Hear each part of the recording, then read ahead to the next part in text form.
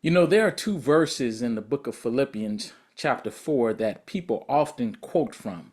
These two verses, they are linked together, but I wonder if people know that they're linked together because a lot of times we'll, as believers, we'll grab a verse and we'll quote from a verse, not knowing the context of a whole.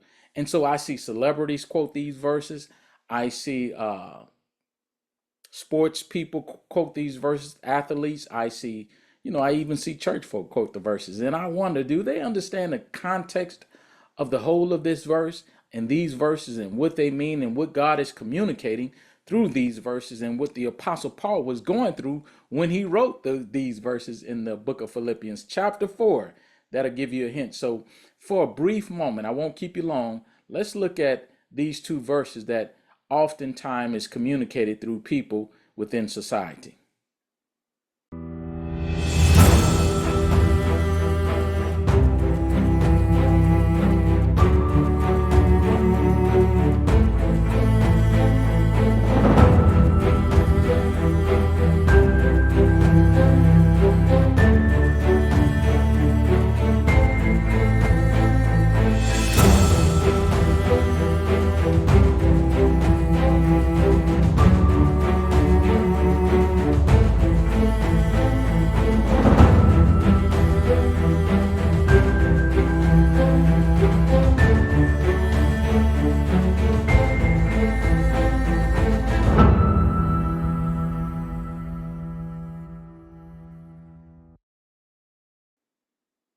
So let's jump in the book of Philippians, Philippians chapter 4, verses, what are we looking at? We're looking at verses 11 through 13.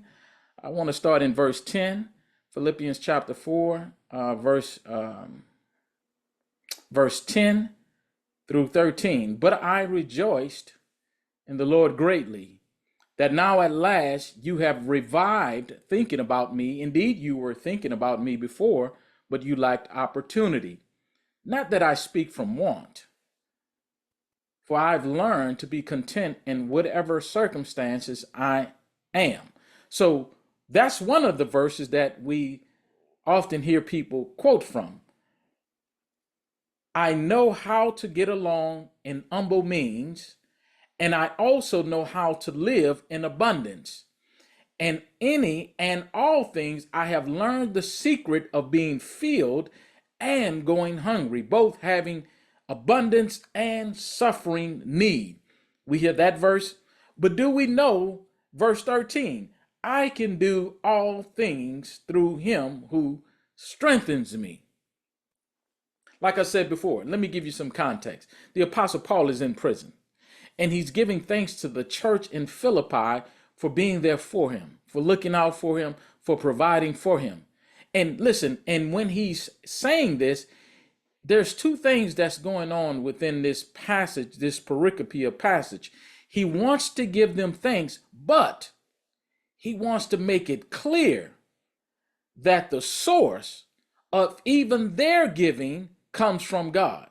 So as he's giving them encouragement and as he's giving them thanks, he's also reminding them that God is the source of all things. He's not just doing that, you all. He's also teaching them that life in its whole are full of trials and troubles, and that we need to come to grips with that. And in doing so, we need to depend on God. And in doing that, we need to be content in whatever circumstance that God has us in. Now, that's not to say that if you're in a circumstance and you can get out of it, not to get out of it, as long as it's according to the will of God. But what he's saying is life is going to be life, and through life, we all will face trials. I know some people were talking about, I hope that 2025 is better than 2024. We all hope 2025 is better than 2024. 2024 was a booger. And so we all hope that 2025 is better than 2024. But in the same token, we as believers, we should still be content where God has us.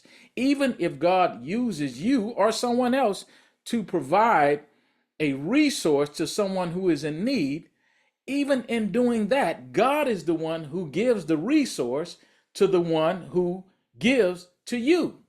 And so whether God is using that person to provide for you, or whether you are providing it to someone else, God is the source. And so the Apostle Paul he's encouraging them, he's giving thanksgiving to them, but he's letting them know that God is the source, and that because God is the source, we ought to be content in whatever circumstance that God puts us in. So when you get to verse 13 and it says, I can do all things through Christ who strengthens me, he's tying it into his circumstance. Because like I said before, the Apostle Paul is in prison.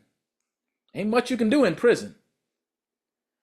But he's in prison encouraging the church because they are concerned about him, but he's in prison encouraging the church to stay strong in the Lord.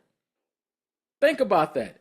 Because if you look at verse 10, but I rejoice in the Lord greatly, now that at last you have revived thinking of me. And if you go even before that, he encourages them through two people that was in the church that had some friction, and he was encouraging them to deal with them in such a way that they can bring them together. Now, Paul is in prison. I want you all to think about this, and then I'm done. Paul is in prison in his dire circumstance, an unfavorable circumstance, and he's giving them thanks, but he's giving them thanks in understanding that even their resources that they provide for him comes through God. Think about that. And so the giver resource comes from God, and the one who is receiving the giving resource comes from God. And so even though we give each other thanks for those things that we're privy to be a blessing to, or be a recipient of a blessing from, we always have to keep in mind that God is the source of all giving. God is the source of all things, whether, is material giving, whatever the situation is. God is the source of it, and God is in control of all things, so that it doesn't matter the circumstance you're in. I know, like I said before, if, a lot of people were saying 2024, we hope 2025 is better. And, if you can do whatever you can to make it better legally, according to the will of God, do so. But just keep in the back of your mind that, whatever situation or whatever circumstance God has me in, I will be in content with that, because I know the source by which all things flow through. And so if we know that, we can be encouraged and we can encourage others. So I just wanted to give you that nugget in this passage in Philippians chapter 4. I'll read it again before I get off.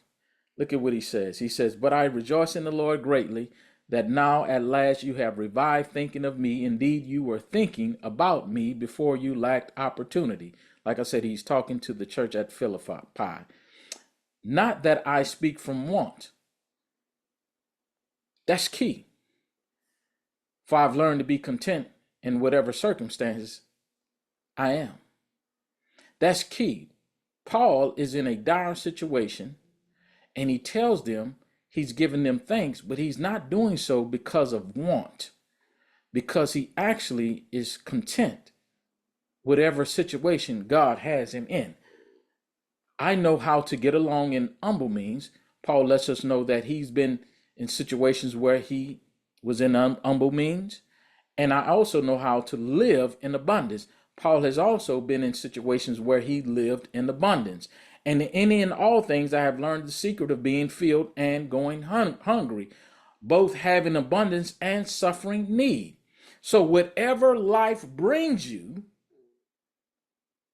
because at different times of life, we have an abundance. At different times of life, we have need. I can do all things through him. Who is the him? Christ, who strengthens me. I can be strengthened through the humble means, I can be strengthened through the abundance. I can be strengthened through any circumstance or situation that I find myself in, because Christ is the source of my strength and Christ is the source of my means. And this is what the Apostle Paul is talking about. Whether the means come through other people, he's still the source. Or whether you provide the means for other people, he is still the source. So I just want to give you that nugget for today, tonight. It's 7:30 p.m. I got to get off here anyway. It's time for Bible study. I just want to give you that little nugget. I hope you all have a blessed night. And until the Lord, I pray that the Lord would tarry us. Until then, Godspeed.